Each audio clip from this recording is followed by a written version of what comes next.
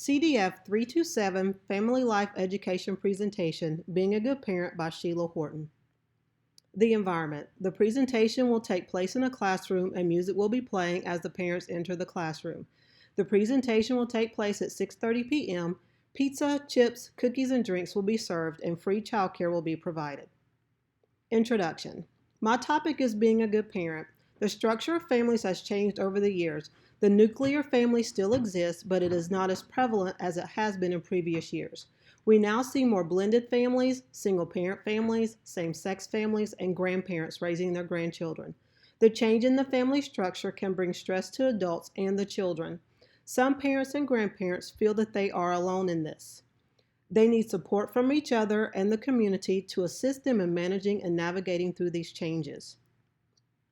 Icebreaker. The icebreaker will be door prizes. The prizes are family-centered and include prizes such as movie tickets, zoo tickets, Malibu Jack's gift card, and board games. Main presentation, Being a Good Parent. For my presentation, I have created a parent panel to assist in answering some of the questions during the presentation.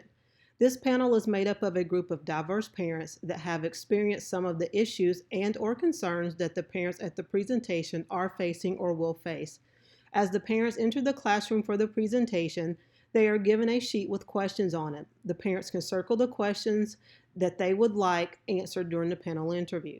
This allows for parents to have their questions answered discreetly without feeling put on the spot by having to raise their hands during the presentation. In order to comply with the 15-minute time limit for the presentation, my slides will show one parent on the panel providing an answer to a question. If this were a live presentation, more than one parent on the panel would be given the opportunity to answer the question.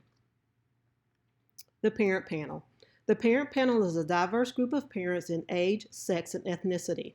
The panel includes nuclear family, single mother, single father, divorced parents, new parents, grandparents, blended family, and same-gender family. Being a good parent. Hello, my name is Sheila Horton, and I would like to welcome you to the presentation this evening entitled Being a Good Parent. Before the presentation, you were given a sheet with questions for you to choose that you would like to be answered by a parent panel.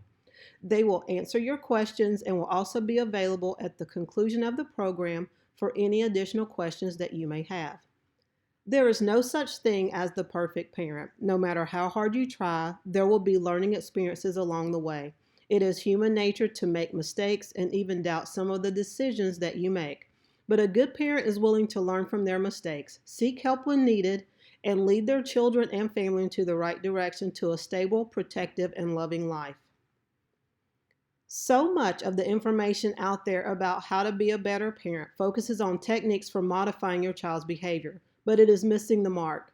Research has shown that the one thing a person can do to be a better parent is to focus on developing him or herself. This is where a person has to start in order to be a nurturing, attuned mother or father. Characteristics of a good parent: loving and affectionate, skillful communicators, ability to manage stress, respectful of autonomy, and be a positive role model. We are now going to ask questions to our parent panel. If there are any additional questions that you have at the conclusion of the presentation, the panel will be available to answer any questions that you may have. Question number 1. How do I establish authority or gain trust with my children who are not my biological children? How do I become a parent to them? Parent from a blended family responds: it takes time and patience for a child who is not your biological child to trust you. During that time, make it clear that you are there for them, but that you are not trying to replace their parent. Once they learn to trust you, then they will begin to respect you, and at that point, authority can be established. Question number 2. How do I still have me time and meet the needs of my child? Question number 2. Single parent responds: it is important to find balance between your parenting life and your personal life. It is okay to take time for yourself. There are times that I get a family member or friend to watch my child so that I can have me time. It is a time for me to refresh and do something for me and not feel guilty about it. Question number 3. Am I meeting my child's needs? Question number 3. Nuclear family and same-sex family respond: It is important not to confuse making your child happy or doing fun things with meeting your child's needs. As parents, we need to talk to our children, find their way without making their path for them. We need to set clear limits in a loving and firm way and not take on responsibilities on things that they can do themselves.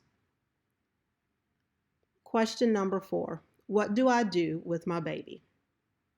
Question number 4. New parent responds. Being a parent for the first time can be scary at first, but as time goes on and you settle into your new routine, things tend to get easier. We had to use our instincts, but we also learned cues from our baby. We learned to put our baby down for a nap before they were exhausted and to feed them before they became too hungry. We took turns getting up with the baby at night so that our baby would bond with both of us. The most important thing that you can do with your baby is embrace and enjoy every moment. Question number 5. Am I too pushy or too lax with my child? What's normal? Question number 5. Divorced parents and grandparents respond. Balance has been a major key for success in our family. When it comes to any type of decision involving our child, we make it a point to use reason and logic. We set limits and expectations for our child that are realistic, and there are occasions that we involve the child in our decision-making process so that they know that they are valued and important. Question number 6. Facilitator responds. Can I expect my child to clean up? Can I set rules with my child? How early can I do this? Am I being reasonable? Question number 6. Facilitator responds. It is not unreasonable to set boundaries and rules for your child or to expect your child to clean up. Children as young as 2 years old can do simple chores, such as help to put laundry in the hamper. Children love to see visuals, so you can start off with a sticker chart. When establishing boundaries and rules, make sure that they are age appropriate and that you enforce them. Facilitator wrap-up. This concludes our program. I would like to thank the parents on the panel for their participation in the program. They will be available to answer any additional questions that you may have. There are various handouts on the back table that you can take home with you that can be a great resource to your family. Thank you all for coming and have a great evening. Resources and handouts for the parents.